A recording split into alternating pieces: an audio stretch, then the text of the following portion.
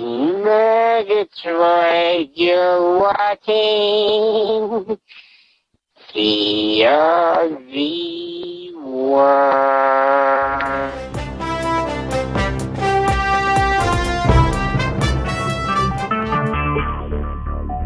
Talk shoes. Recorded live. Now, I must turn to a more serious matter. It's time for interviews or us. And today, I, Hugh Millicent, am going to interview Dr. Derrickson. He was APRONHEAD psychiatrist. And we're going to get Dr. Derrickson's insight. And after that, we're going to have the hillbilly psychiatrist from Flattown. He's going to offer his psychoanalysis of APRONHEAD, his determination of what went wrong and why. But first, let's talk to Dr. Derrickson. Dr. Derrickson, exactly what's your assessment of APRONHEAD? Well, obviously the child was clinically depressed. I think he had a neurosis. There was a neurotic aspect, and at the same time he slipped over into absolute, complete psychotic behavior. Hence the homicidal act on the owner, the president of the paper doll factory.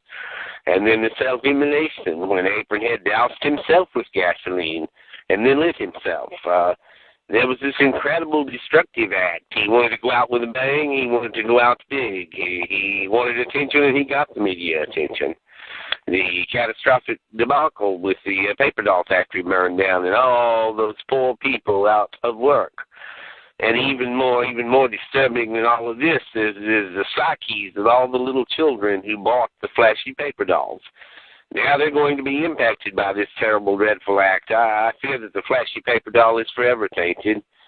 I fear that these young kids will just forever be traumatized by the fact that the inventor and developer of the flashy paper doll turned into a homicidal, suicidal, what can you say? What else can I say? It's beyond words almost.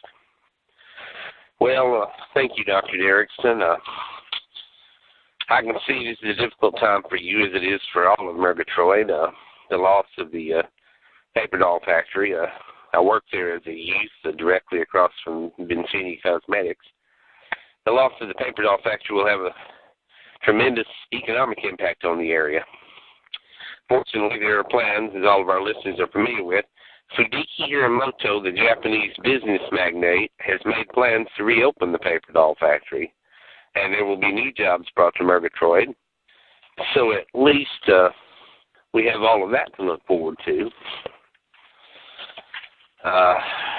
In the meantime, again, I want to thank you, Dr. Derrickson, for your knowledge and insight into APRONHEAD's psychological state at the time of the atrocity. Now we're going to turn to our hillbilly psychiatrist who drove in from Flattown just to be with us this morning. I want to greet you, Dr. Flips here. Glad to meet you. Glad to have you here in our studio. Well, nice to be here. I had a nice drive down to Sawmill City. It's off the Passat Freeway. I didn't have too much trouble finding this studio here. Nice to meet you. Anyway, you asked me what I thought of APRONHEAD. I'll put it in a nutshell. I think the child was nutty as a fruitcake.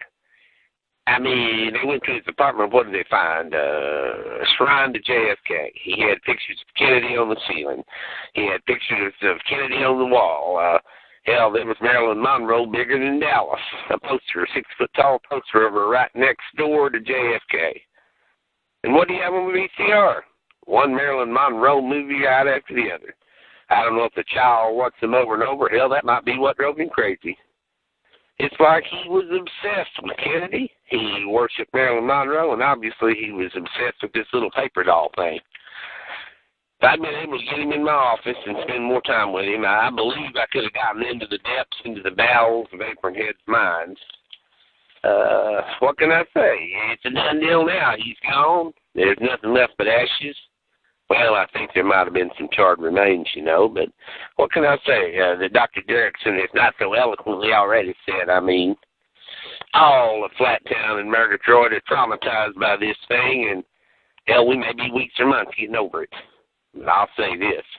It's been good for business. My cell phone has been ringing off the hook since this damn thing started. And half the ones calling me used to work at the paper doll factory. Now they're out of a job thanks to APRONHEAD. Well, fortunately, if this Hiramoto thing comes through and they reopen the paper doll factory, it'll put everybody back to work.